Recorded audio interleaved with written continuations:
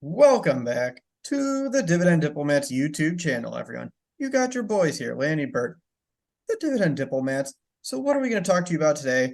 The quarter ended a couple weeks ago. So we're going to take a look at my portfolio once again. We're going to do a quick review of my traditional portfolio. We're going to show the overall performance, total income, top 5 positions, and this time we're going to add something else to it. We're going to talk about my top 5% gainers and my top 5% losers. Womp, womp, womp. So everyone, this should be a fun video. Excited to share, take a little deep dive in my portfolio, and hopefully you share all of yours too in the comment section below. All right, guys, smash the subscribe button. Show some love for Bert and Lanny, your boys here at DD, by liking this video. Let's get this going. It's Saturday morning. You got your coffee. You've got your loved ones. You got your favorite, WWF/WWE action figure on your desk while you're watching this.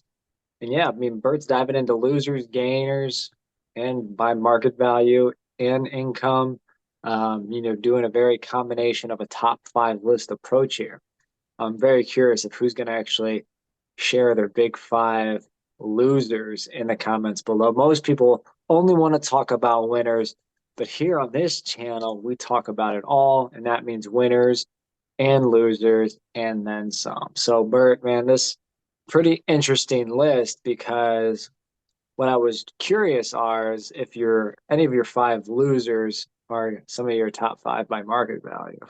Yeah, no, we'll find out and we'll see how that goes. So, and also full disclosure, we'll put a link below. We share our entire portfolios on our website so you can see every holding. As Lanny said, we like to be transparent with everything. So we're going to celebrate the good and the bad here. So as of today, we're filming this as of July 13th.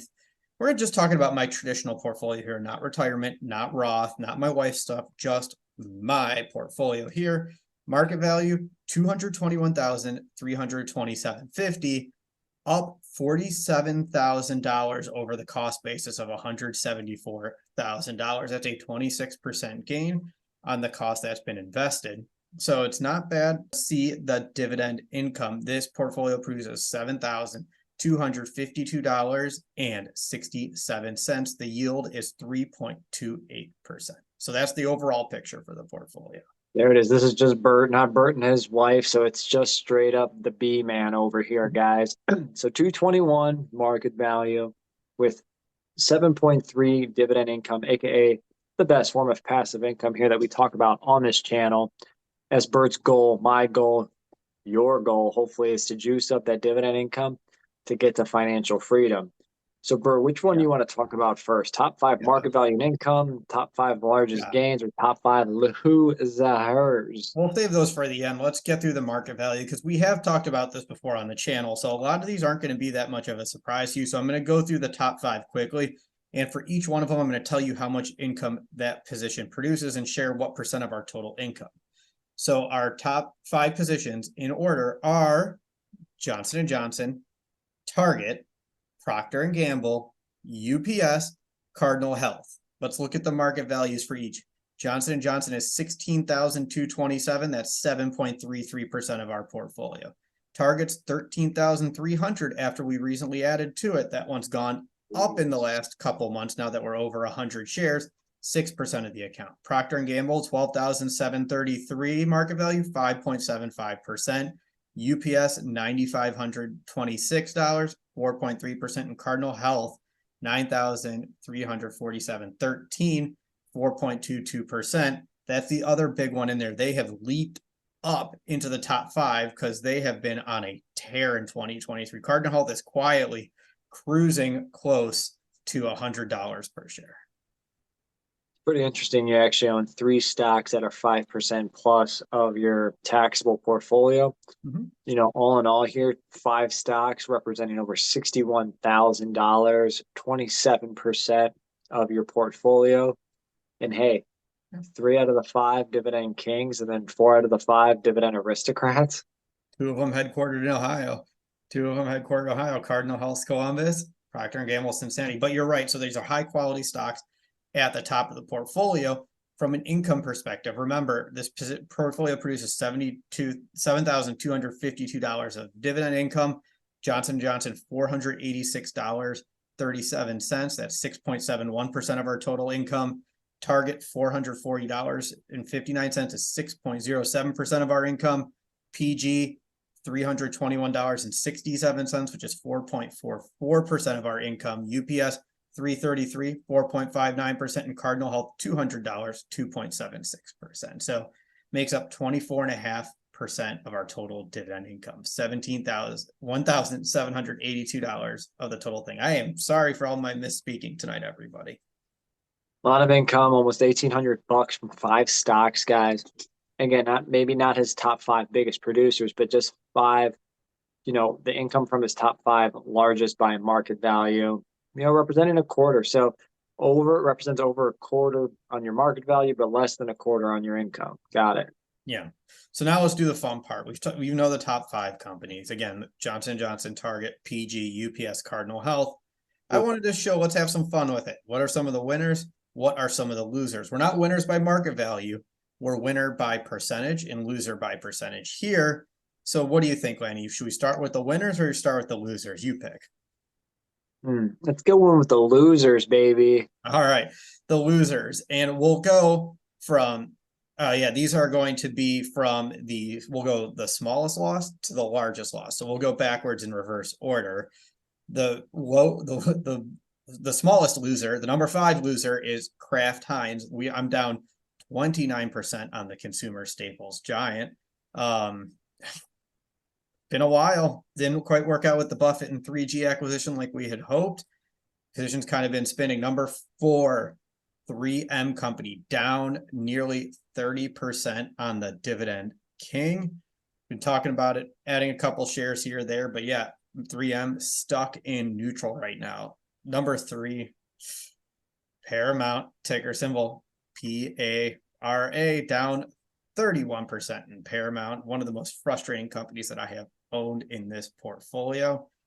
Number 4, WestRock, down 34.51%. I'm going to take a quick note about WestRock. The other morning out of nowhere, I just got a text from Lanny. There was a picture of a box that had a WestRock on it and said patent pending on it. Just out of nowhere, WestRock's boxes are everywhere. So hey guys, that box was from a box of romaine lettuce as well. So representing and all these stores as well. So that romaine shipped and hung out on a WestRock cardboard box, baby. Freaking love it. So what's my worst loser? AT&T. Ticker symbol T. Nothing more to really say there. I'm down 36.75%. And that doesn't even factor in the loss that we're down on Warner Brothers Discovery. So there's technically a double loss built into my portfolio for AT&T with the spinoff. So interesting. In total, each one of these companies add up. Positions are $13,489.94. My cost basis was nearly $20,000 in each one of these, down $6,500 when you add up the aggregate for the 5 positions. Womp, womp. A lot of debt amongst all these companies, so take note of that community. I think Kraft at one point, did they reduce their dividend at one point? Yes, they did. Yes, they did. You're absolutely right. Yeah, let's so talk about the dividend. Everybody on this list has, except for 3M. So what does that mean for 3M? Who's hanging there by a thread? They are hanging on tight. So yeah, makes sense. That's a great point, Lanny. All 5 of them, all 4 of the 5 have had dividend cuts and have a lot of debt. That tells you, but these were earlier investments. For some of them, we have learned a lot from that point, and we have definitely taken to heart the debt message when we're investing, and we consider that in our investments going forward too. Interesting. Well, guys, how many of the 5 here on Bert's list do you own? Obviously, he's dripping dividends on all of them. So hopefully that'll start wiping up some of the loss. So we'll see. Now let's have fun. Let's talk to the gains. Number 5 largest percent gain on this list.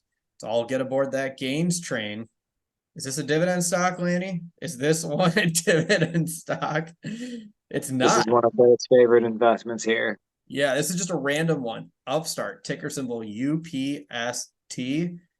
When fintech was beaten down, I initiated a position in Upstart. I should have done more because in the last 2 months, the stock price has gone from $13 per share to $47.40 per share. So I am up 101.14% on there, $929 from an overall gain.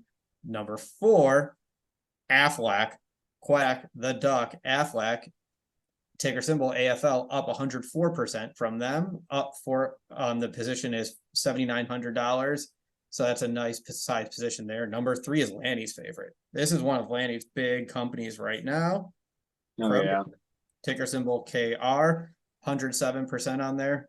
Number 2 is another one of Lanny's favorites, Norfolk Southern, ticker symbol NSC.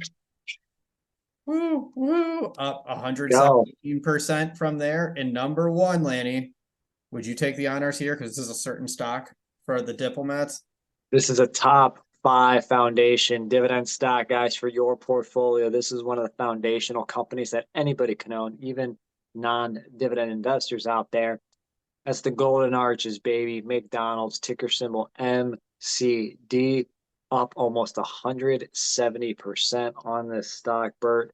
Market value is at over $4,000 on a $1,500 cost basis.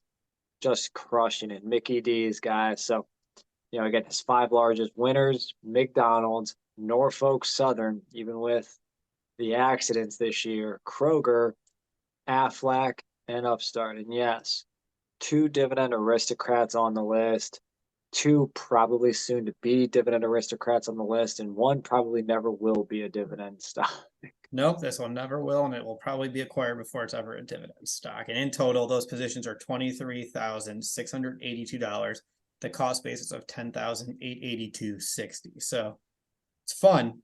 So it's just fun to look at some of the gains and some of the losses. And I think it's also humbling too to see you don't just focus on the gains, you have to pay attention to the losers, because a lot of the things in these losers have helped you build better positions and build your investment portfolio better so you can produce more winners in your portfolio. It's all about growing and learning. I do want to mention that there's not one stock here that cross-listed on any other list. So one of his largest gains aren't one of his top 5. One of his largest losers isn't any of his top 5 either. So nobody made a correlated list here. So that's pretty interesting to see, where you got the big winners, big losers, but sometimes it's just those consistent players and payers, the J&Js, the PGs, and the UPSs that kind of just keep cranking. Yeah, keep chugging along. That's an excellent point too there, Lanny. So everybody, let me know, what do you think of my top 5 in all of these scenarios? What are your 5 largest positions? What are your 5 biggest percent gains? And what are your 5 biggest percent losses? This should be fun. Hopefully, I can't wait to see your companies in there when you put them down in that comment section below. Guys, remember, it's all about financial freedom. Hit that subscribe button if you haven't. Like this video. And guys, based on all these dividend stocks, you're either with us or you're against us, Jack. That was Bert and Lanny from the Dividend Diplomats. Over and out.